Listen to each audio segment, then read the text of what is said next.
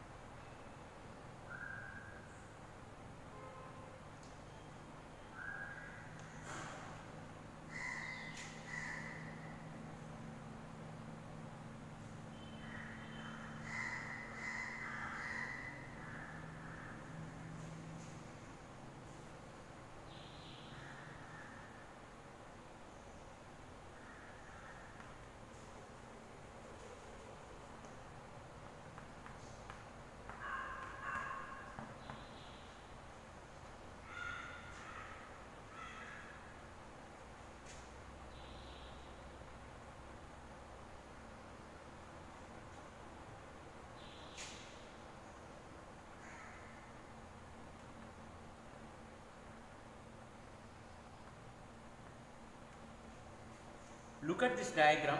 This is the structure of the flower, parts of a flower. Let us see. Actually, the flower has four major parts. Especially, the flower has four major parts.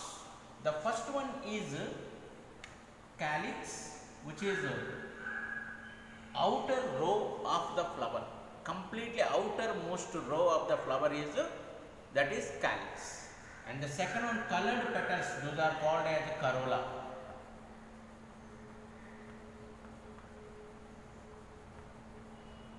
And third part is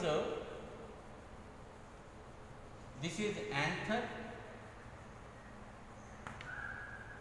filament, together called as stamen. And the fourth part is stigma, style, ovary. These three together called as pistil. And ovary consists of ovules. And this total four parts, see this, calyx, this is called sepals. Corolla is also called as petals.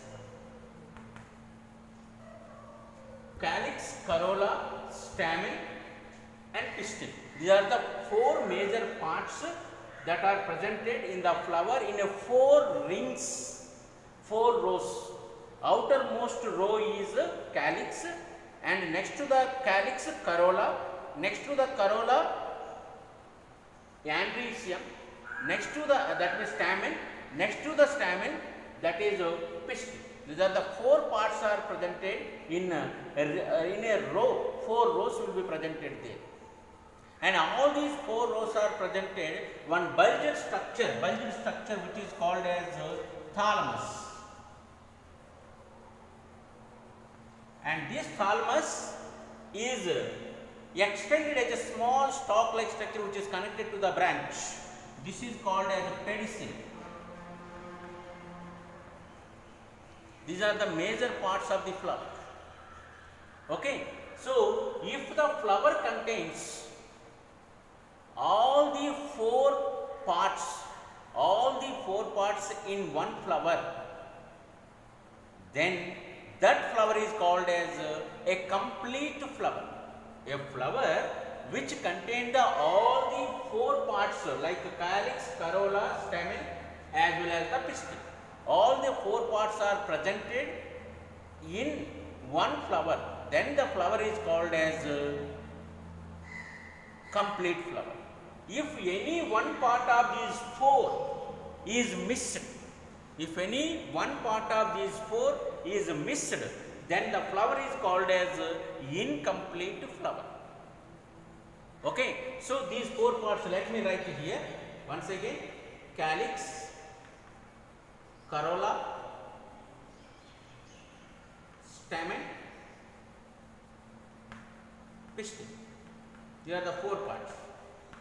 So, here stamen is also called as andrecium, male reproductive system, and pistil is also called as gynoecium,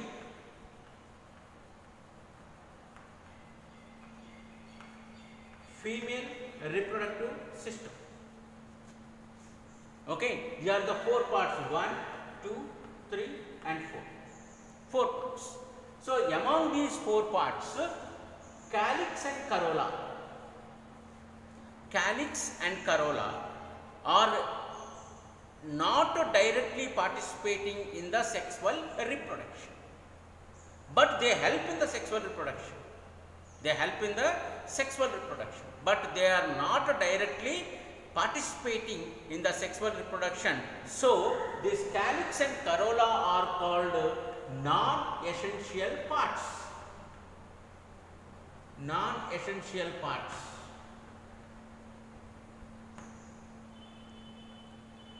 Once again I repeat, calyx and corolla are not participating directly in the sexual reproduction.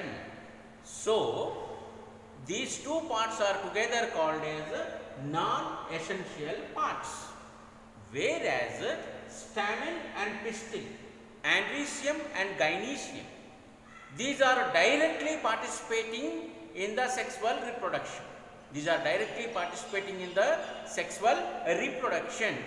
So, these two are together called as essential parts of the flower.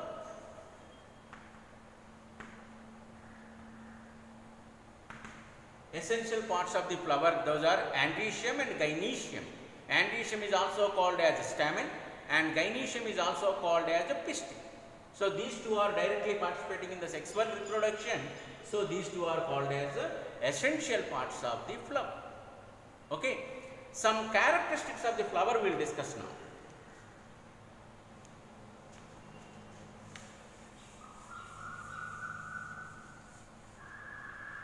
The characteristics of the flower is a modified shoot system of the plant. And it is only the sexual part of the plant because it is participating in the sexual reproduction. It has the calyx, corolla which attracts the insects, stamen and pistil which directly participating in the sexual reproduction. Okay. And second one, these You might be seeing this. So these four parts are there in this corolla. Have the colored petals, colored structure, leaf-like structures are presented. Those are called as the petals, and these petals will attract the insects. Okay, let us discuss about those all later. And next, these all four rows are presented in the a bulged part is called as a thalamus. This thalamus, or we can say that as a receptacle. It's also called as a receptacle.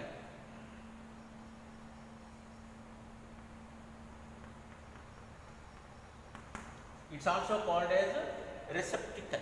Okay.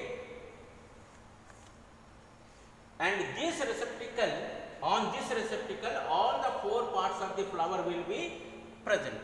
And this receptacle or the thalamus may be cone shaped,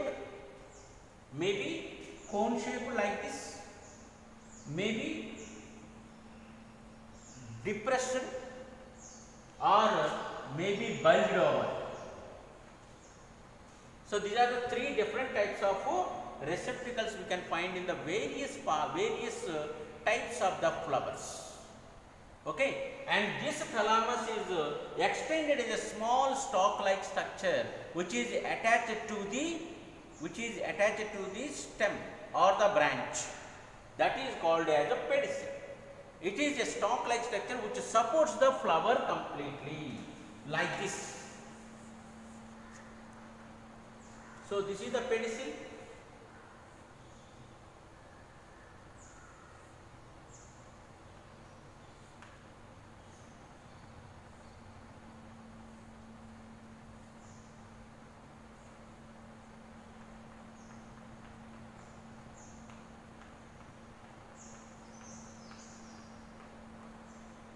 So these are the petals, these are the sepals, and this is a bulged part. This is thalamus, and this is the long stalk-like structure which is connected to the stem. This is called as a pedicel. So it gives the support to the flower here.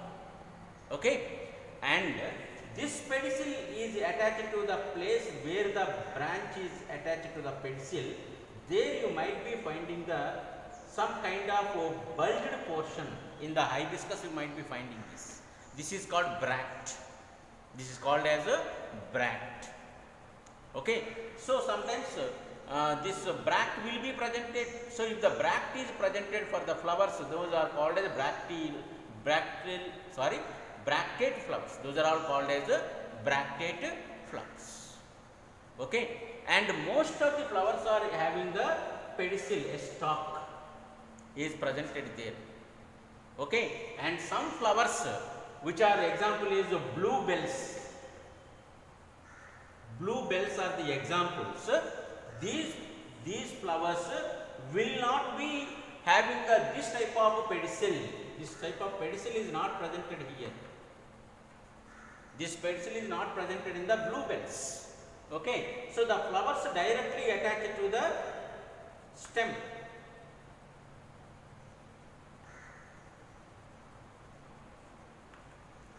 So these are directly attached to the stem here.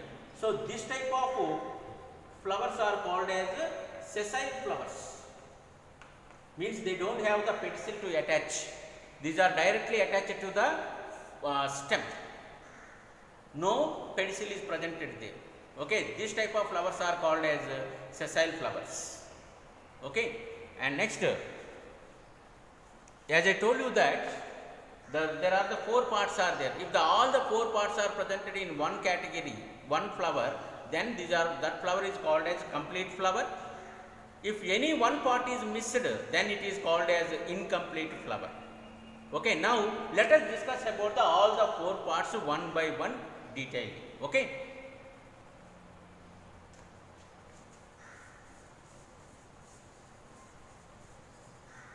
Let us discuss about the calyx.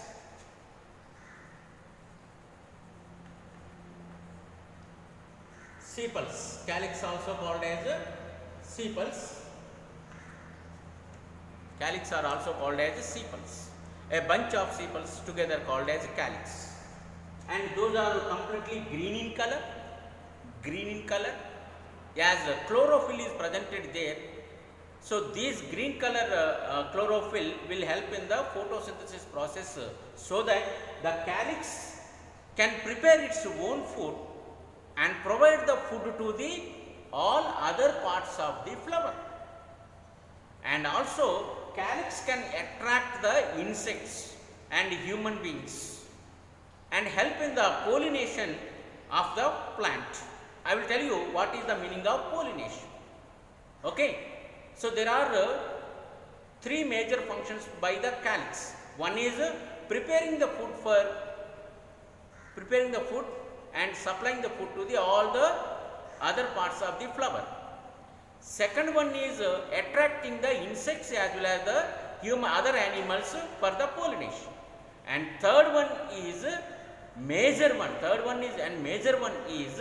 It will protect all the other parts of the flower at the bud stage. Okay, these are the three major functions of the calyx. Usually calyx will be in green color. And also you might be seeing the calyx may be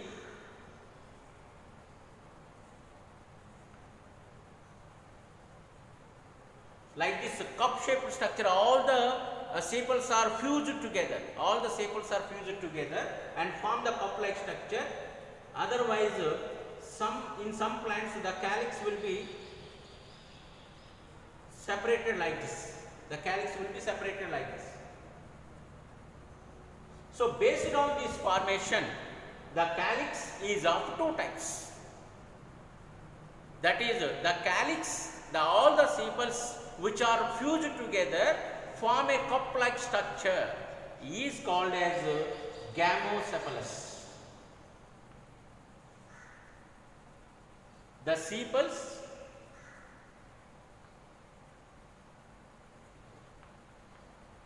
which are fused together form a cup like structure, cup shaped. This is called gamocephalous. Hibiscus is the best example for this. Marigold, best example for the gamocephalous calyx will be presented further. Okay, and some plants the sepals will be free from each other. They are not fused together like this. They are free from each other. Such type of sepals are called as polycephalous. The condition of the flower is called as polycephalous. In this, all the sepals are free from each other. Okay, those are polycephalous. Example is petunia, rose are the examples. Here hibiscus, marigold are the examples here. Okay, that is the calyx. Okay, calyx are also called as sepals. Understand? Now we are moving to learning about the corolla.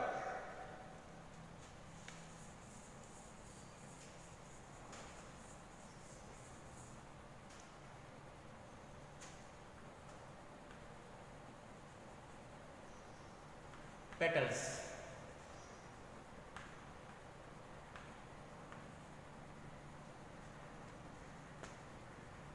In the case of calyx, some of the plants like gulmohar, flowers like gulmohar. Gulmohar is also called as a fire of forest.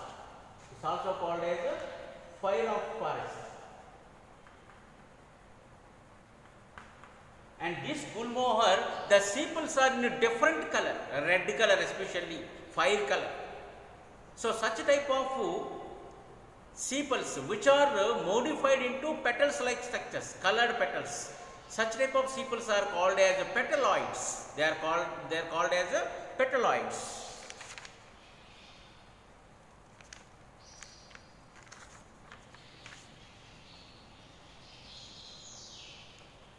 Fire of forest, also we can say flame of forest also, no problem. Flame of forest also you can say that. So that is a Gullmohar. In this, the sepals are modified into petals. So that type of sepals are called as petaloids. Okay, let us come to the corolla, petals. The colorful leaf-like structures which are very much useful for attracting the insects and human beings. All other animals, birds will be attracted by these flowers because of the petals, because various colors are presented in the petals, and these will attract the insects. Some of them are white in color, usually night blooming flowers. That means the flowers which grow in the night time, which bloom in the night time, night blooming flowers like jasmine is the night blooming flower, giving a scent, lot of very good fragrance. And also the white color petals will what we say that as brightly appear in the darkness, brightly appear in the dark. So all the birds or other animals will be attracted for that.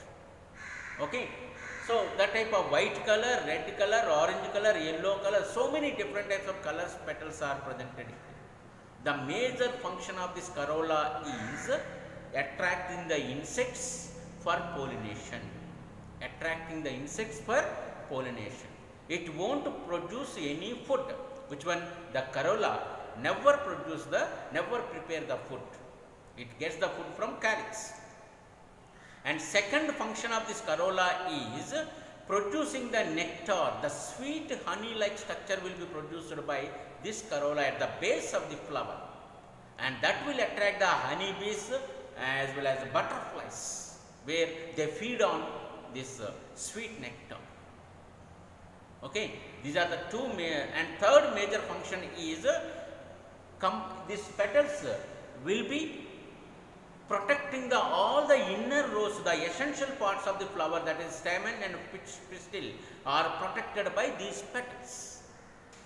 Okay, and some as in the same in the sepals, the petals, the corolla also, some flowers it will be fused together, some flowers the petals are free from each other.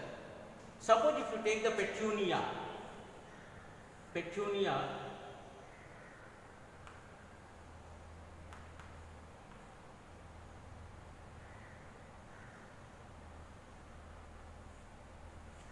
this is the petunia. So the petals are fused together here. The petals are fused together, combined together, attached each other, partially or completely attached. So such type of petals are called as gamopetalous.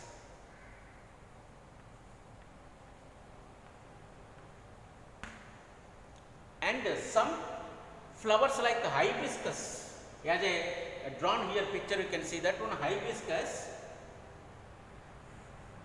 the petals are not fused together,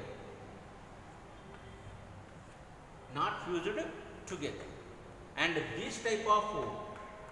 these are free from each other. This type of condition of the petals is called as polypetals.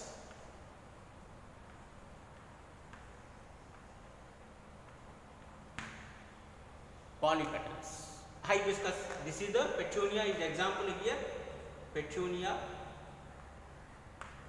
marigold, sorry not marigold, petunia is example here, and here hibiscus is the best example. Hibiscus is the best example here, petunia as well as hibiscus. Petunia is the yellow color flowers will be there, you might be seeing yellow color flowers. Otherwise datura, on roadside it will be presented, thorn apple, the ball like structure will be presented, the other thorns will be presented there, that is thorn apple or datura. That is also best example for gamopetalous. Okay, understand? This is the two types of petals will be presented there, corolla. One is gamopetalous, where all the petals are fused partially or completely, and another one is polypetalous. Here all the petals are completely free from each other. Okay, hibiscus is example for polypetalous, Petunia is example for gamma petals. Beside of these two types, as I told you that in some plants, some flowers, this corolla and calyx are not separated. Corolla and calyx are not separated, they are fused together. That means they are not differentiated, not separated, they are fused together. Such condition of the flower is called as perianth.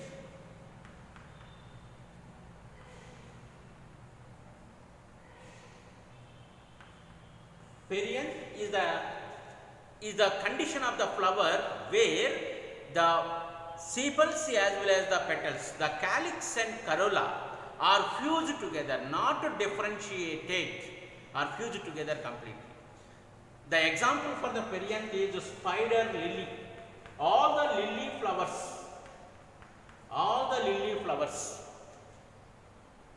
asparagus, all the lily flowers are example for perianth. And beside of this one, some of the corolla, that means petals, are having some modifications like spurs, nectaries as well as corona.